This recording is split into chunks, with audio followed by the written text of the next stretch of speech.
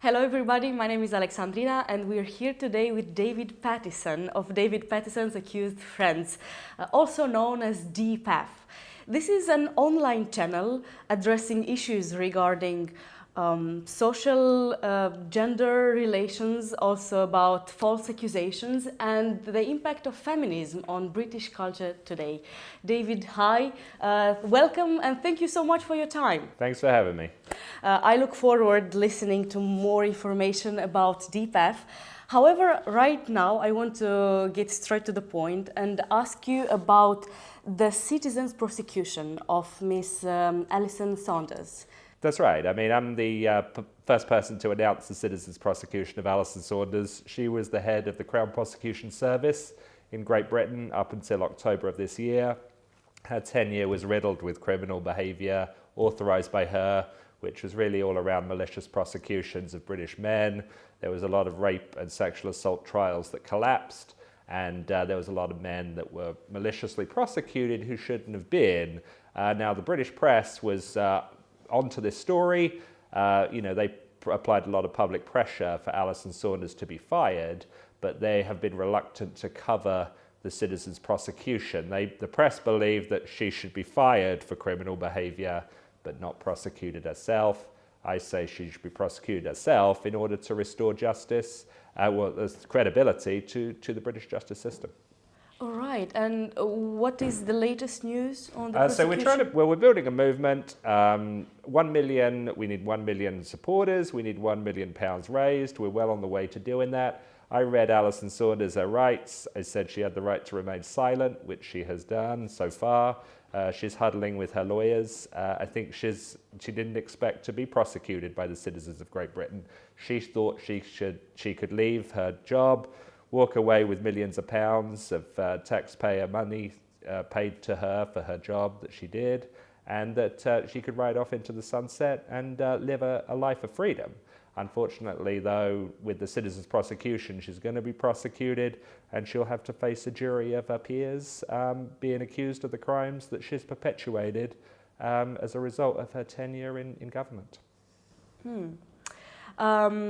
David, can you also tell us more about why exactly did you started DPAF, this channel? Yeah, well, I mean, DPAF has been going for a while doing promoting careers for young people. That's what I've been doing. But I wanted to have an outlet to talk about false accusations. I had a minor case. I was accused of assault. It was the lowest form of assault, which is common assault. But the Crown Prosecution added a sexual touching charge to me in order that they could offer me a plea deal where I would plead guilty to the lesser charge in exchange for them dropping the sexual touching charge. And of course, when I did not do that, the whole case against me collapsed and I won very easily. But I should never have been charged in the first place. I have no criminal record of any kind. I'm 37 years old.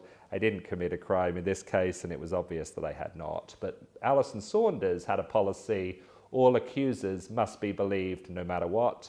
And so the police felt they had to charge me because there was an accusation against me. That policy has now been changed. The policy now is that police must investigate, not blindly believe. But under the Alison Saunders tenure, when I was charged, the policy was that any accusation has to be brought to a charge level rather than a proper investigation take place. And Alison Saunders' tenure was, perpetuated with suppression of evidence, manipulation of evidence, non-disclosure of evidence. So these cases were manipulated. Juries weren't given the full picture of the evidence because Alison Saunders had ordered police and the Crown Prosecution to withhold evidence that exonerated the accused. And that's totally wrong. That's criminal behaviour.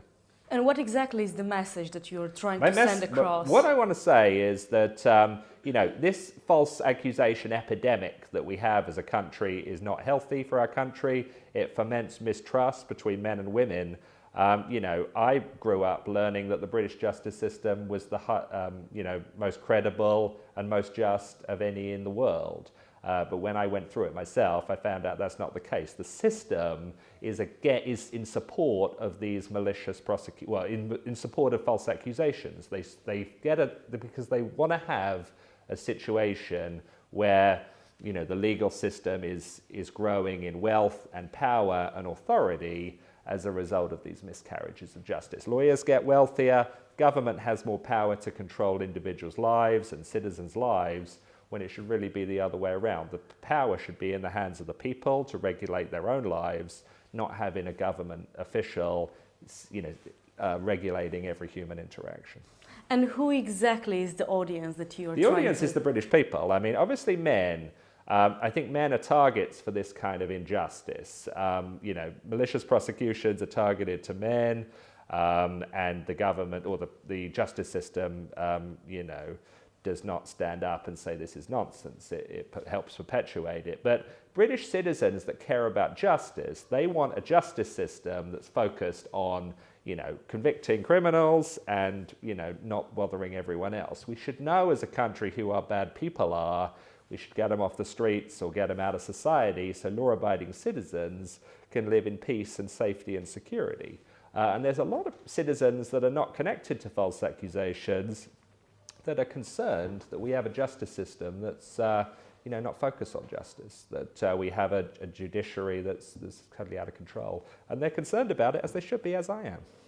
Were you aware of the nature of false accusations before feeling it on your own skin? Yeah, no, I wasn't really aware of it. I'd heard, you hear crazy stories in the news about, someone was accused of this or someone was accused of that. But I was always of the impression that, if anything got to a criminal level where the police detectives would look at it in an impartial way, then common sense would always prevail. So the only cases that would go to trial would be ones where it's like, there's a lot of evidence, it's a serious case. But, it's not the situation. I mean, I've met a lot of great guys that have been falsely accused, and there was, very, very flimsy evidence or no evidence that they'd been committed a sexual offence, but it was just one person's word. And these go back, there's a lot of historic sexual assault cases where someone said they were raped in like 1971, but, there's no evidence today that took place, and they haven't come forward, and there's no statute of limitations on these things. So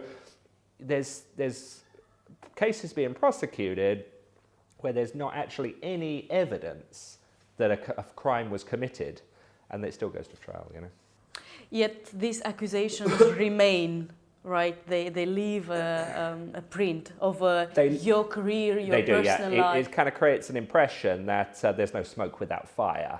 Someone's being accused, they must have done something, But I think these false accusations have gotten so out of control now with the Me Too movement, with social media, with all the feminist hysteria, that it's like crying wolf too many times. They've lost the impact they once had. It's just like, oh yeah, that guy's been accused, that guy's been accused, everyone's been accused.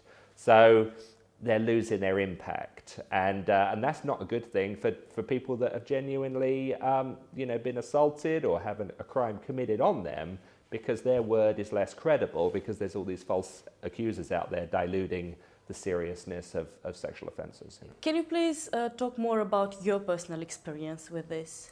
Yeah, I mean, my case was not that exciting. It was a common assault case, like I said. When they added the sexual touching charge, I was able to bump it to the Crown Court, which I did because I have a jury trial as opposed to a magistrate's trial where it was originally. I mean, I've heard stories about the magistrate's courts that, it's like the Wild West. They just find in favour of the accuser like 11 times out of 10.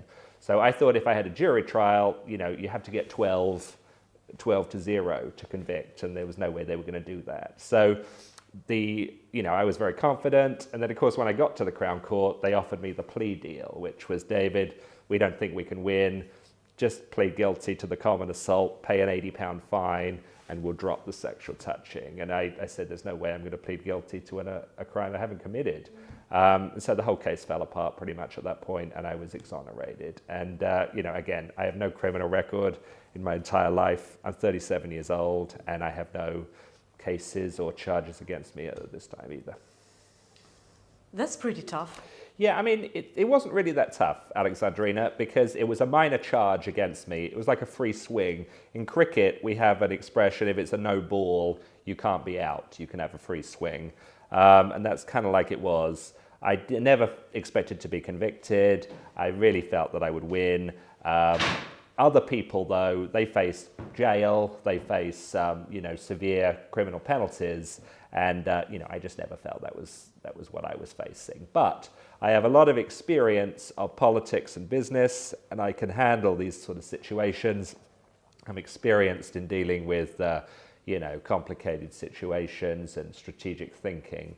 Other people with less means than me and less life experience than me, this would be a tough emotional hurdle for them to overcome. And I'm trying to speak to these people as, doing these interviews to say, look, you don't have to, this is a corrupt judicial system we have that's making these prosecutions and attacking men, using the coercive power of the state to prosecute men who are just regular guys, law-abiding guys. We need to stand up against that as a country and as a people, and get back to a justice system that's focused on justice. David, I would like to ask you now about the gender relations that is in Great Britain today. What do you think of that? Well, I think they're bad. I think they're getting worse. I mean, over the last sort of 50 years, we've had this sort of no-fault divorce ruling that's come in a lot of Western countries. So marriages have broken down. Families have broken down. You have a lot of people now, children born into families where it's a single mother, or it's a single father, or the father's left, or parents have split up when the children are young.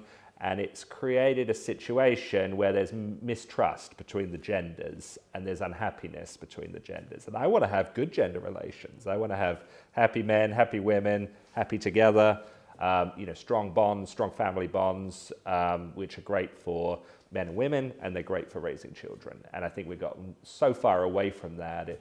Compared to 2 generations ago, it's frightening. And I think that's a sad state of affairs. I think it's getting worse as well. But why exactly do you think, what is the cause that created these dynamics between men and women? Well, we used to have strict rules between men and women being in relationships, being loyal to each other, creating strong families where there's trust and it's a strong family unit.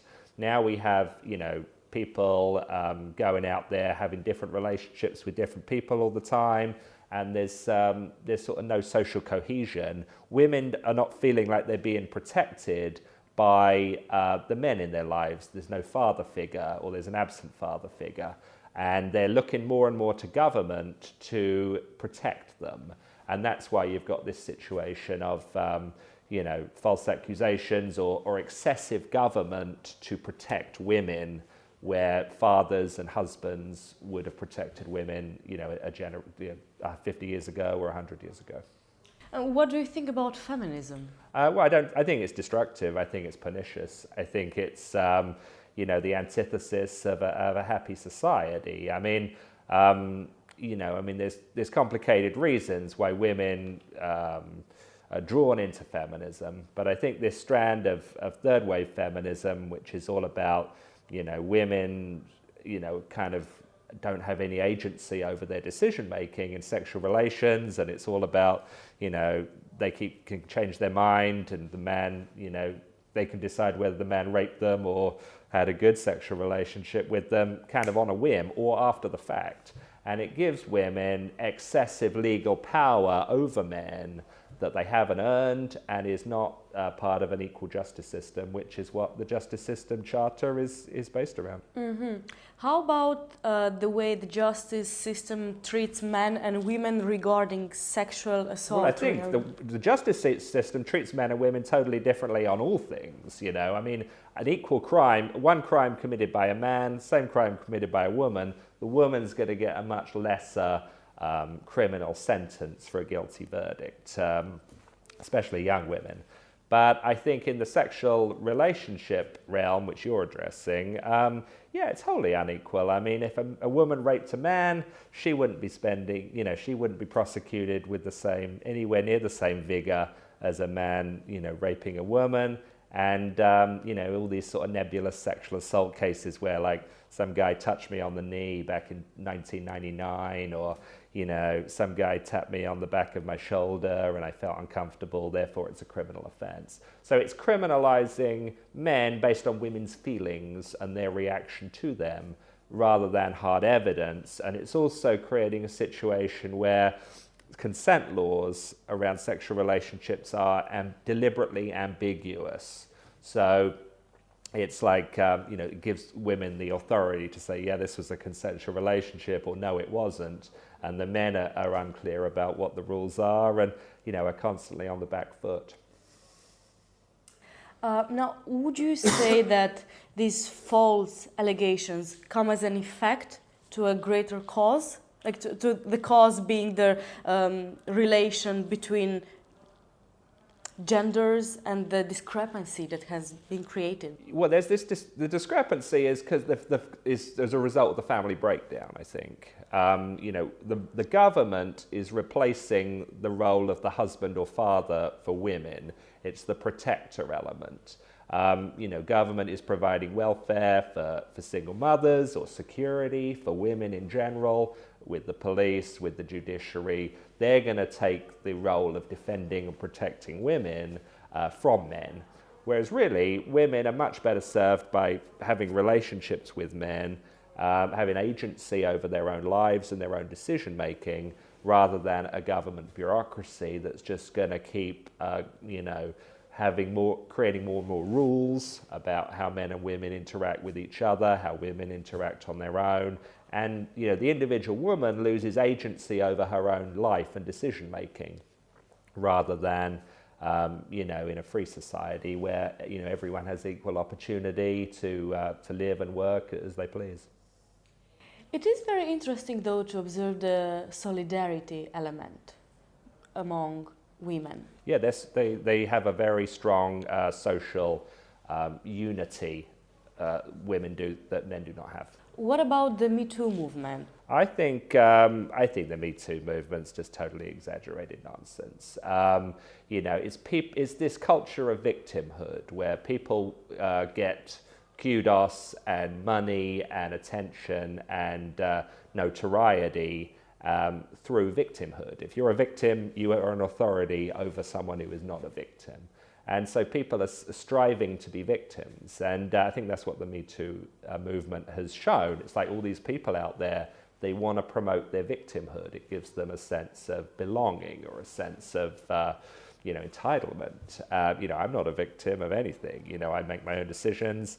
I live or die I succeed or fail by the decisions that I make in life. I don't go around telling people I'm a victim of something that happened 20 years ago because, it's totally unrelated to what I'm doing today. What's the influence of celebrity culture? I think celebrities are a negative influence over women. I mean, you look at Beyonce, for example. Now, I used to be a fan of Beyonce, but she's out there singing about all the single ladies and you don't need no man and all this kind of stuff. Then she goes home to her husband, Jay-Z, who's worth $900 million, Why does Beyonce need a husband who's a multi-millionaire, where women less well off than her don't need no man? That's not a good message for women at all. And what do you think would be a right message to send? The right message is have agency over your own life. Reject victimhood. You make decisions about your life, and when it comes to relationships, build strong relationships with the opposite sex. If you're a man, build strong relationships with women or a woman, build a strong family life. If you're a woman, build a strong relationship with a man, and build a strong family life for growing children, and it builds strong bonds within communities. But can't constantly go into the government to solve all your problems, to be your provider and protector, to be your, to be the arbiter of all the way you live your life. I don't think that's the right way to go. It's a kind of a system of all things to all people, which pleases no one. However, we cannot deny that there are many cases in which women are put in vulnerable situation. Now, do you think that women should be held responsible for, I don't know, putting themselves in this kind of situations? Yeah, I think women have got to take responsibility for the situations they put themselves in. Now, I think, every case is different. But when I go to a party in a bad neighborhood, I'm not taking the Porsche. I'm taking a cab. Okay, women, if they're going out late at night, on their own, they meet a guy on the street, they go home to his house, they're giving out cues related to, sexual activity. Whereas in the old days, it used to be you'd date people that were family friends, your parents had vetted them, your friends had vetted them, you knew that this was a good guy or a solid guy. Whereas now, women are going out with different guys they've just met in a nightclub or middle of the night, all this sort of stuff. They've got to use better judgment. And of course, we have a system which absolves women of personal responsibility, and that's not a good message. And that's why, women find themselves in vulnerable situations, I think. I don't want women to be assaulted. But all of this talk in the Me Too movement is about punishing men after the fact. Why don't we prevent sexual assaults from happening in the first instance by, men and women using much better judgment? Because the cost to British taxpayers to arbitrate all these cases and all these disputes is in the multi-millions. And taxpayers have to keep spending money for all these cases. And it's just pure waste. It's pure waste. If women don't make bad decisions about getting themselves into romantic situations they're not confident about, we're just saving a ton of money as a society with not having to prosecute all these cases. Now, lawyers don't want to hear me say that, but that's the reality. But how exactly do you see this happening? Like, should we provide like a training or some sort of guidance? Well, of course women? we should. I mean, it's common sense, isn't it? We used to have a society, if you go back to the Victorian era in England, women couldn't go out without male chaperones or without, security. They couldn't go out in the middle of the night anymore. Now, the feminist movement originally was saying, women want to feel like, they're going to take the risk of being assaulted, but they're going to get the benefit of, being able to socialize, being able to work, being able to live an independent life. And that's fine. I'm a businessman. If I take a risk on an investment and it goes well, I make money from it. If I take make an investment that's bad, I lose money. It's risk. It's a risk decision. Women have the same risk. They can get involved with a man. They think he might be a great guy. And if it turns out that he is, they've won from that risk they've taken. But if it turns out this is not a good guy, who's an abusive guy, that's the downside of this risk. Now, in order to mitigate that risk for women, we need to maybe look at more controls over who they interact with, how, where vetting people they interact with, making sure women have proper security when they go out with their friends or their parents or, relatives. And, not let women just roam around all over the place and not expect to have sexual attention from men, if they're in the prime fertility age of their life.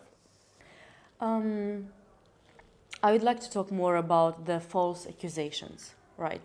Now, do you think that the false accusers undermine the ability to differentiate sexual predators from normal people? Of course they do. Because they're diluting if a girl's going around accusing every guy, how do we know, and these guys are not guilty of any criminal behavior, they're not sexual predators, they're just regular guys. Then when there is a sexual predator around who's a danger to women, who's not got women's best intentions at heart, we're finding it harder to differentiate that person because all these regular law-abiding guys are being accused for crimes that are totally nebulous. And would you say that the false accusers should have like a harsher Yeah, of course they should. legal and financial consequences? Financial. I mean, you look at some of these cases, they're costing £100,000, £500,000, £1 million to prosecute men for sex crimes that they haven't actually committed. The woman's made it up. She's got text messages on her phone that said, the sexual relationship was consensual, it wasn't rape. All the taxpayers have to fork out a fortune to arbitrate or to litigate this dispute. And there wasn't a dispute there in the first place. The woman's done it for attention, or she's done it to get to revenge. over the relationship that didn't work out. British taxpayers are going to say, well, we need to be reimbursed for this, So we need to disincentivize it for sure. Yeah, if there's a genuine case, that's fine, let's hear it. But if there's a nebulous case and it's proven to be nebulous and there's evidence that it's a nebulous one, then surely someone needs to pay a price for that, to disincentivize it from happening again. I'm wondering if women in foreign jurisdictions are less likely to bring allegations of sexual Maybe you can answer that, because you grew up in a forest jurisdiction. I think the laws in Britain right now are dangerous for men. I think if men date women in different countries, they are at less risk of these kind of allegations arising, or at least being taken so seriously by the prosecutional entities. I don't want to talk about specific countries because I'm not an expert, but I do suspect that other countries have common sense approaches to these romantic disputes that Great Britain does not. Yeah, but common sense is not that common, right? Common sense is rare these days. It's a rare thing. Yeah, you're right about that. David, the problems that we talk today, like the issues that we tackle, they're so complex, and I'm wondering if you do have some sort of solutions, like some tangible solutions that we can use. We've talked about it, haven't we? We've talked about disincentivizing false accusations by having serious penalties. We've talked about women, making better decisions about who they go out with. When they go out on a night out or whatever, they're going out in a group. Maybe they're bringing private security, maybe they're bringing a brother or a father or a chaperone of some sort, so that they are protected from, dangerous men or predatory men, or being in sexual situations that they're going to regret after the fact. We don't want that to happen. But, the onus is not always on how do we get conviction rates up? How do we get prosecution rates up? How do we get more regular guys in jail away from women? Men deserve the same freedoms as women do, but women have to exercise good judgment. And I think we just need to get back to a justice system that's focused on justice rather than prosecuting people on the whim of an accuser. No matter what, which is what Alison Saunders, is well known for. How exactly you, as a man, protect yourself from false allegations? Yeah, that's a really good question. Another solution really is, how far do we want to take this? Do we want a government official on every date between a man and a woman to regulate what is and isn't lawful behavior?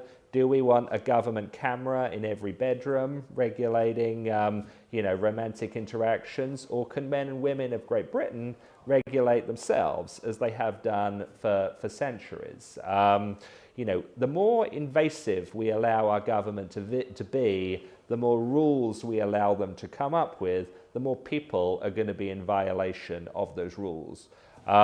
So we end up with a sort of a criminal prosecuting culture, which is not what we need. We need a free culture, equal opportunity culture.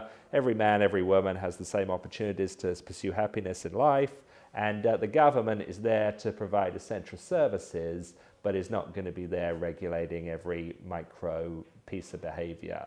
People need to take responsibility for their own safety and their own human interactions. David, thank you so much for this information. I hope the message would reach the audience. Again, thank you for being here with us, and I wish you best of luck. Thank you, Alexandrina.